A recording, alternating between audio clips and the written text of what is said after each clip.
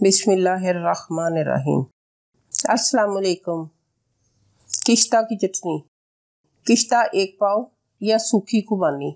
ये dry fruit वाली खुबानी नहीं है, ये बगैर गुठली के होती है। ये चटनी के लिए होती है क्योंकि ये तुरश होती है।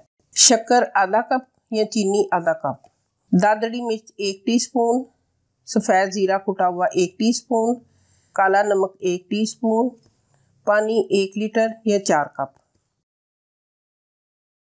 किश्ता को अच्छी तरह धो लें ताकि इसकी मट्टी वगैरह निकल जाए। अब इसको एक बाउल में डालें और 4 कप पानी डालकर 1 घंटा भिगो दें। इसके बाद इसको पैन में पानी समेत डालकर हल्की आंच पर 20 मिनट पकाएं।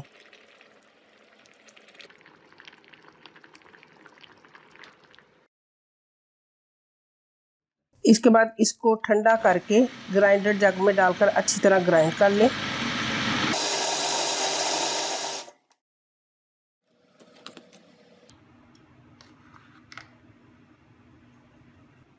अब इसको दोबारा पैन में डालकर चूल्हे पर रखें।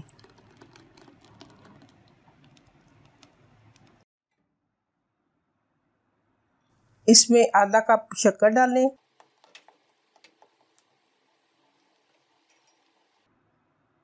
कुटा हुआ ज़ीरा,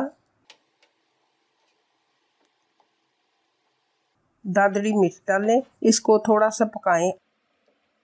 अब ये तैयार है।